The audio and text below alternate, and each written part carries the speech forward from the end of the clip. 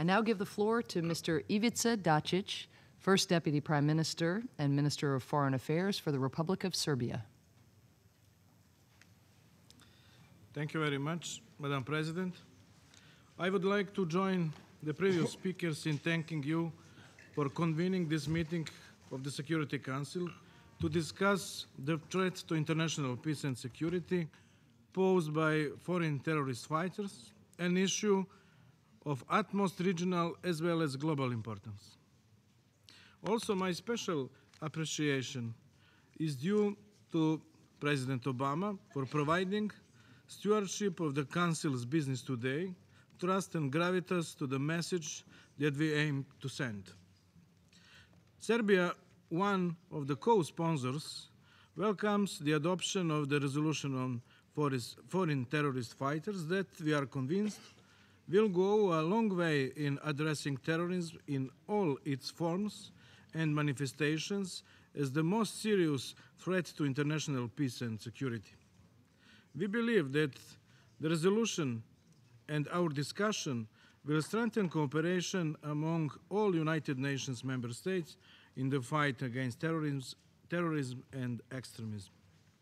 Madam President, terrorist threats have intensified in the last decade, and extremist activities of any kind and anywhere find fertile soil in unstable political situation and the lack of socio-economic perspective.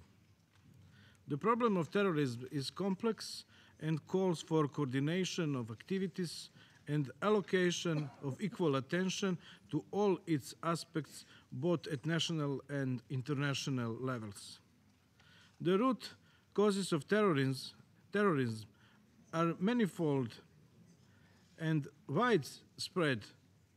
They include religious fanaticism, social exclusiveness, especially of ethnic and religious minorities, uneven access to education, and the lack of job and economic opportunities.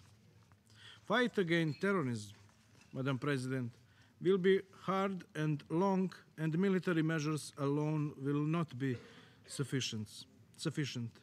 Multidimensional approach is needed, and we therefore welcome the adoption of the resolution today. Banning recruitment and transport of potential foreign fighters by national laws, controlling money and arms flows, and engaging local communities in addressing extremism are just some of the multifaceted measures that the resolution provides for. Serbia, too, has faced the problem of foreign fighters. At the end of the 1990s, extremist fighters joined secessionists in the southern Serbian province of Kosovo.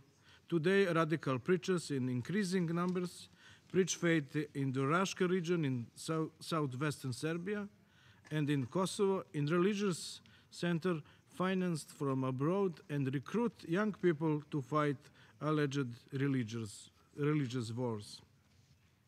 Madam President, persistent efforts are being made by my country to confront the threat of terrorism. Money laundering and the financing of terrorism have long been sanctioned, and the criminal code is now being amended to provide for harsh prison punishment of foreign fighters, their recruiters and financiers. In conclusion, let me also reiterate the readiness of my country to step up cooperation with all countries in the region and beyond, and coordinate our activities accordingly. Thank you, Madam President.